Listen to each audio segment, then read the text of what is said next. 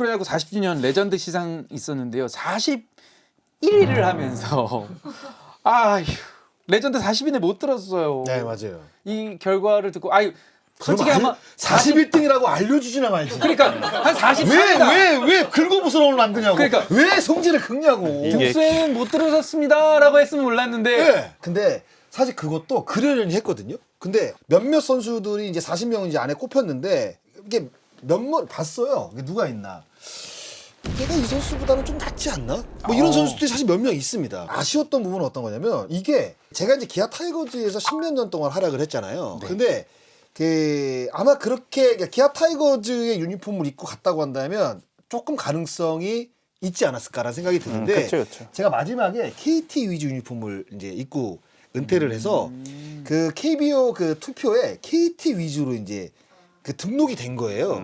이 부분은 사실 뭐 KT 위즈를 뭐라 하는 게 아니라 아무래도 신생팀이다 보니까 팬층이 그렇게 두텁지가 않거든요. 네. 그럼 제가 만약에 기아 타이거즈 유니폼을 입고 만약에 이 투표 이 보기에 들어갔다고 한다면 아마 선정도 되지 않았을까? 뭐 이런 좀 아쉬움은 있습니다. 예. 예. 그러니까 발표가 딱 났잖아요. 그래서 한 50이나 60이 정도 했겠구나. 뭐 그런 생각을 하고 있었어요. 네. 그리고 40년 못 들었으니까 그냥 뭐 이제 뭐 잊고 있었죠. 뭐 체념하고 있었는데 야 이게 기사를 보니까 네. 그리고 또 시상식 하는 거 보니까 아 이게 흔히 말해서 약간 뚜껑 열리더라고. 예. 너무 아쉽더라고요. 아쉽죠. 예. 저 정도로 정말 그 많은 기록들을 만들어낸 그런 현역 생활을 또 이제 보냈는데 자 그럼 이런 선수들은 과연 노력형이냐 천재형이냐를 두고서 많은 팬들이 궁금해하세요. 네. 본인은 어떤 선수였어요? 어떤 유형의 선수였나? 두 가지를 다 갖고 있다고 저는 생각을 해요. 그러니까 제가 뭐 말씀을 드렸지만 공을 보는 능력 같은 경우는 저는 타고났고. 약간 타고났다고 생각을 합니다. 예, 그러니까 야구 선수들이 그러니까 타고나는 부분들도 분명히 있어야 돼요. 지금 뭐 스포츠계에서 뭔가 이름을 날리는 선수들 그리고 많은 팬분들의 어떤 그 머릿속에 각인이 되는 선수들은 네. 저는 노력만으로는 이루어지지 않는 것 같아요. 예, 어느 정도 타고난 부분이 있는데 거기에 엄청난 노력을 하게 되면 그리고 노력을 하게 되면 그게 잘 접목이 되고 어우러져서 정말 좋은 선수가 되는 것 같아요. 그러니까 노력을 엄청나게 하더라도 저는 잘 되는 것 같지 않고요. 정말 타고났다고 해도 잘 되는 것 같지 않아요. 그러니까 결국에는 이 비율은 잘 모르겠어요. 뭐 5대 5인지 7대 3인지 8대 2인지는 모르겠지만 두 가지가 다 접목이 됐을 때 좋은 선수가 된다고 생각을 합니다. 본인은 어느 쪽인 것 같아요? 저는 반반인데요. 반반으로. 네, 반반인 것 같아요. 그러니까 근데 여기다가 하나 더 추가를 하면 저는 늘 운을 넣고 싶습니다. 운. 예, 노력도 했고 약간 타고나는 부분도 있는데 운이 굉장히 잘 따랐다. 요 세 가지가 잘 어우러져서 제가 현역 20년 뭐 생활을 잘 마무리 지을 수 있었던 것 같아요. 20년 긴 세월인데 진짜. 아. 자 근데 그 은퇴하고 나서도 특출난 재능을 또 말빨이 너무 좋으셔서 프로야구 해설도 너무 잘하고 계십니다. 2016년부터 KBSN에서 활약하고 있는 한방송사에서 9년. 글쎄요, 뭐 올해 하는 비결은 글쎄 제 입으로 얘기하기에는 좀 일단은 첫 번째로 사고를 안 쳐서이고요. 예, 저는 뭐 특별한 사고는 이제 없으니까. 네. 그리고 제가 뭐 특별하게 뭐 좋아하는 것도 없고요. 예, 그래서 사고 칠 일이 별로 없습니다. 뭐 그런 부분인 것 같고 그리고 나름대로는 그냥 뭐 팬들이 제 중계를 들었을 때 뭐 그렇게 느끼실지 안 느끼실지 모르겠어요. 그런데 제 나름대로는 정말 노력을 많이 하죠. 저는 그러니까 제가 했던 중계 다 듣거든요. 그러니까 그 뭐냐면 중계를 하고 나면 그 다음 날 운동을 하면서 네. 이어폰 꽂고 이제 중계를 듣습니다. 그러니까 들으면서 어떤 생각을 하냐면 왜 요 순간에는 요런 더 좋은 얘기가 있는데 왜 못했을까 그 당시에는 뭐 그렇게 하면서 사실 저를 다시 이제 되새김하면서 이런 상황이 올 때는 다음부터는 이렇게 얘기를 해야겠다. 그리고 단어를 좀 바꿔봐야 되겠다. 뭐 이렇게 생각을 하거든요. 그 제 중계를 들었을 때 완벽하다고 느낀 적이 단 한 번도 없으니까 저는 계속 어떻게 보면 공부하고 제 실력이 조금씩 뭐 늘지 안 늘지는 모르겠어요. 뭐 듣는 분이 결정을 하는 거니까. 글쎄요, 개인적인 목표는요. 네. 저는 이제 60세까지 해설위원을 하는 거거든요. 아. 제가 처음 잡았던 목표는 만약에 본인은 조금 더 해설을 더 하고 싶은 마음이 있고 근데 단장 제의가 온다. 이렇게 되면 좀 고민될 것 같아. 고민은 안 한다는 게 더 웃기죠. 네. 근데 만약에 그 제의를 받은 그 시기에 저에 대한 어떤 확고한 믿음 그리고 현장에 들어가서 그러니까 그만큼 이제 준비를 어떻게 하느냐가 이게 중요한 거죠. 그러니까 어떤 준비는 모르겠어요. 제가 뭐 단장 준비를 하고 감독 준비를 하는 건 아니, 코치 준비를 하는 건 아니지만 그냥 야구 준비인 것 같아요. 야구 준비. 그러니까 해설을 하면서 사실 준비를 좀 잘한다고 생각을 하거든요. 나름대로. 근데 만약 그런 제의가 들어온다고 한다면 그냥 냉철하게 뭔가 제 자신을 다시 한번 바라볼 것 같아요. 예, 수락을 할지 안 할지는 그 다음 문제고. 그래서 그 어떤 순간에 어떻게 이제 뭐 제의가 들어올지는 모르겠지만 그래서 나름대로 야구 공부는 꾸준하게 잘 하고 있어야 된다고 저는 생각을 해요. 그런 마음입니다. 네. 지도자 오포가 그 몸담았던 구단 이 4개 구단에서 네. 똑같이 왔어요. 네. 연봉도 똑같고 보직도 똑같고 그러면은 어느 구단을 선택하실 것 같으세요? 야, 요거 참 코치 제의를 사실 몇 군데 받았는데 네네. 예전에는 이제 어떤 생각이었냐면 팀 타격이 좀 약한 팀에 가고 싶었어요. 뭔가 이제 미완성인 선수들 아직 뭐 100% 만들어지지 않은 선수들과 함께 뭔가를 만들고 싶었어요. 저는 사실 야구라는 게 뭐 모든 스포츠라든가 뭐 일상생활도 마찬가지지만 성취감이라는 게 사실 엄청나게 있어야 된다고 생각을 하거든요. 근데 뭔가 이제 완벽한 타순을 갖추고 그리고 기량이 뛰어난 선수들이 많이 포진돼 있다고 한다면 사실상 제가 코치로 들어가서 그 선수들과 뭔가 결과물을 만들어냈을 때 그만큼의 성취감을 과연 느낄 수 있을까라는 고민을 사실 많이 하거든요. 그래서 저는 요 부분에 대한 대답은 요 4팀 중에 가장 가능성이 좀 많고 젊은 선수들 그리고 아직 타격이 완벽하게 이루어지지 않은 그런 팀에 들어가서 네. 그 선수들과 함께 뭔가를 만들어내겠습니다. 그거는 어딜까요? 어떤 한 팀을 만약에 선택을 했을 때는 네, 다른 팀에서 또 미칠 수 있는 그렇죠. 제가 입지가 좁아져요. 그렇죠. 역시. 인터넷 가입할 때 비교원 인터넷 비교원 한국 야구의 중흥기를 이끌었던 투수 트로이카 3인방 있잖아요. 류현진, 김광현, 양현종 이 3명의 선수를 상대해 보셨죠? 다 상대했습니다. 다 상대했는데 이 세 선수는 어떻게 달라요? 이거는 참 조심스럽게 말씀을 드려야 될 것 같은데 뭐 3명 모두 사실 KBO 리그의 어떤 역사의 한 페이지를 장식하는 그리고 각 팀 어떤 그 팬들의 가장 높은 지지도를 받는 선수들이거든요. 그래서 굉장히 말씀드리기가 좀 조심스러운데 각자 이제 속해 있는 팀 팬들은 뭐 본인이 속한 팀의 선수가 최고라고 생각을 하실 거예요. 네네네. 근데 저는 뭐 객관적으로 바라봤을 때는 이거는 뭐 모든 그 지표들이라든가 어떤 그 성적들이 네. 모든 것을 다 말해주고 있습니다. 이 중에 탑은 사실 유현진이죠. 유현진은 한 수 위가 아니라 저는 한 2수 정도 위 같아요. 이 선수들과 이제 비교를 했을 때.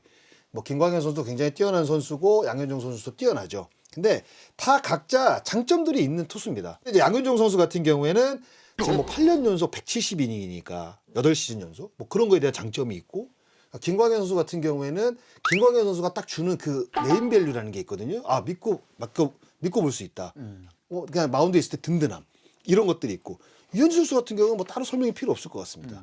그냥 유현진이라는 그 이름 자체가 주는 경기를 압도하는 그런 이미지 이런 어떤 그 능력 탁월하다고 생각을 해요. 제가 사실 유현진 선수의 최대 강점이라고 생각되는 부분은 그냥 변화가 없다는 거예요. 그러니까 본인이 진짜 잘 던지고 야수가 어떤 그 실책이 나오고 뭔가 이제 흔들릴 만한 상황이 많이 벌어지거든요. 야구라는 스포츠 자체가 원래 그랬고 네. 변수가 워낙 많고 불확실성의 경기다 보니까. 근데 그런 그 장면들이 나올 때마다 사실 유현진 선수는 표정의 변화가 없습니다. 그게 어떻게 보면 유현진 선수의 가장 큰 장점이라고 저는 생각을 해요. 생활을 하면서 진짜 중요한 상황에 뭔가 삼진을 잡고 할 때 그런 특별한 제스처를 하는 걸 보지 못했어요. 그러니까 그런 부분을 봤을 때 이 선수는 여기가 진짜 단단하지 않나? 뭐 이런 생각을 해요. 네. 그래서 저는 굉장히 유현진 선수가 뛰어난 투수라고 이제 생각을 할 수밖에 없는 거죠. 저는 그 기아가 이제 이범호 감독 체제로 올해 이제 3강 후보 중에 들어가 있는 팀이긴 한데 어떨 것 같아요? 저는 기아의 행보 이범호 감독이 과연 얼마나 감독 첫 해부터 네. 어떤 지도력을 또 발휘를 할지 굉장히 궁금한데. 일단은 잘할 것 같습니다. 그러니까 이게 왜 제가 이렇게 뭐 단도직입적으로 이렇게 세게 말할 수 있는 거냐면 이범호 감독은 사실 기아 타이거즈에서 준비된 감독이에요. 그러니까 은퇴를 하고 난 이후에 뭐 일본 연수 1년 그리고 미국 연수 1년을 거치면서 바로 퓨처스 총괄로 부임을 했거든요. 그렇죠.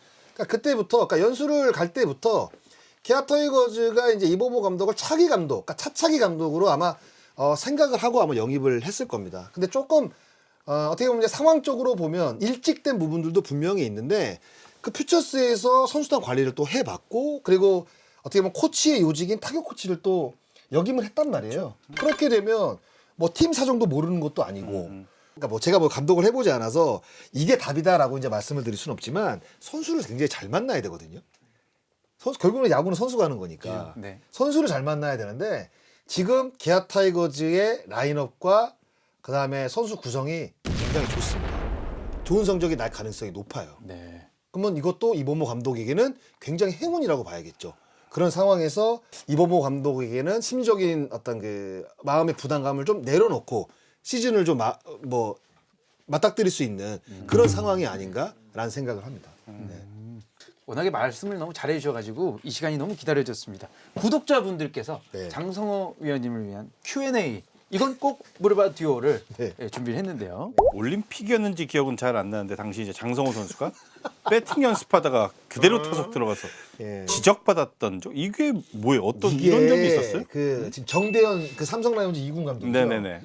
정대현 그 감독이 그 경희대 시절이었습니다. 그래서 그 시드니 올림픽 갔다 와서 정대현 선수가 이제 미국전 2경기를 너무 잘 던져줘가지고 그 당시에 스포트라이트를 엄청 받았어요. 그 네. 인터뷰를 신문 기사 뭐 한 면을 장식할 정도로 나왔는데 그 당시에 이제 이야기를 했기 때문에 이제 많은 분들이 이제 알게 된 거죠.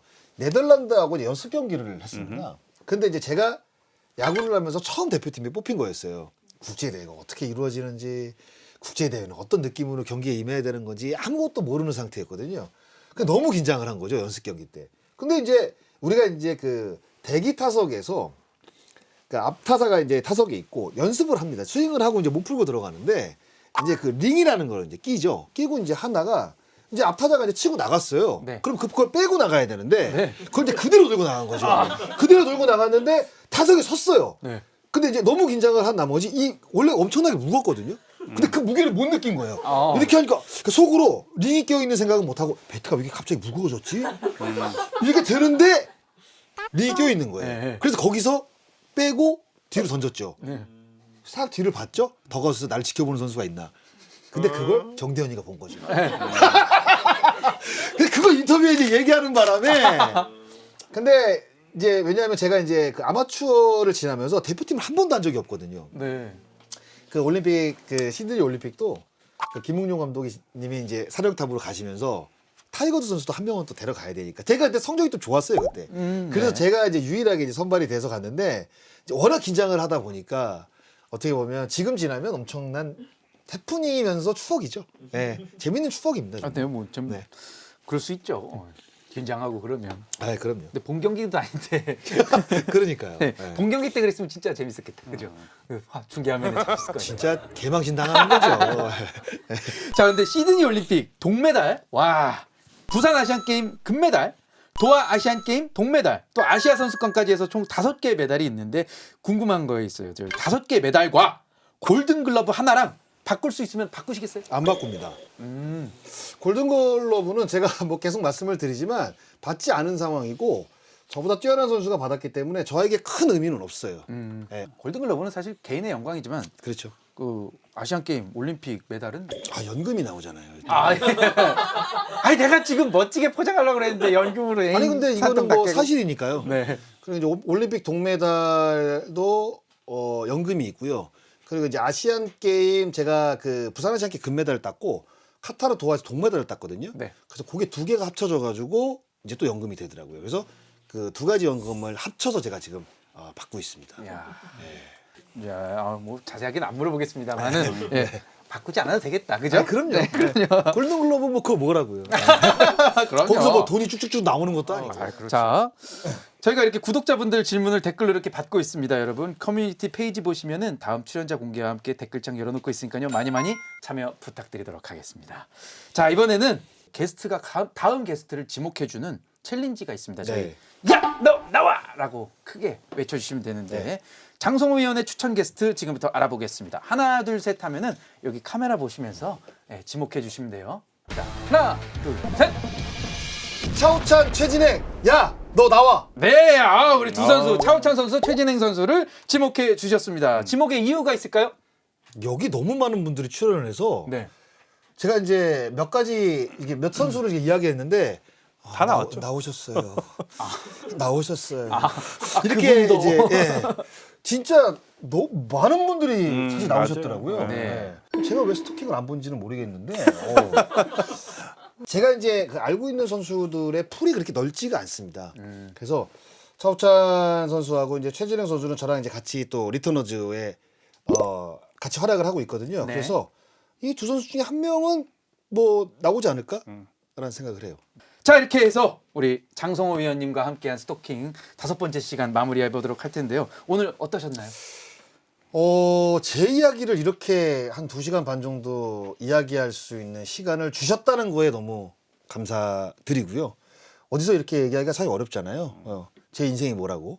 그래도 이렇게 또 초대해 주셔서 너무 감사하고 그리고 아니면 또 오랜만에 봐서 좋았고 뭐 오늘 뭐 성호 형이야 뭐 걱정 없었죠 사실은. 네. 방송하는데 이제 뭐 편집자가 좀 힘들 수도 있겠지. 그런데 5번째 첫 번째 불렀어야지. 그러면 좀 뭐 괜찮았을 텐데 출발이.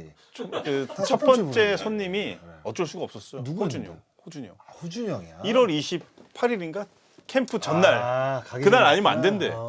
그리고 뭐 진우 형 왔다가. 야, 송진우 선배님보다 내가 먼저 나야 되는 거 아니야 솔직히. 진우 형도 뭐가 하여튼 뭐 그 훈련 일정이 있대요 또 거기도. 나중에 따로 지금 말씀하시는 거는 지금은 우리 방송하면서 왜 자꾸 죄송합니다. 네, 자, 오늘 나오신 분이 어쨌든- 뭐가 됩니까? 어쨌든 너무 감사드리고 네. 또 이제 오후에 이제 리터너즈 가서 네. 또 이제 훈련도 또 감독님이세요. 네네네. 지도도 하셔야 되고 이제 4월 달 되면 경기 있다고 하니까 저는 이제 해설자로 이제 또 그때 또 만나 뵐 거니까 어쨌든 네, 오늘 시간 내주셔서 너무 감사합니다. 네, 요즘에 정말 해설하랴, 감독하랴, 불철주야 너무 바쁘신데 저 사무총장 아직 하고 계시죠? 네, 한국 프로야구 세 가지입니다. 선수협회. 와. 해설위원, 감독, 사무총장. 네, 그러니까요. 이렇게 하시는 일도 많으신데 이렇게 시간 내서 저희 스토킹에 이렇게 출연해 주셔서 진심으로 감사드립니다. 저는 다음 시간에 또 찾아뵙도록 하겠습니다. 여러분 안녕히 계세요.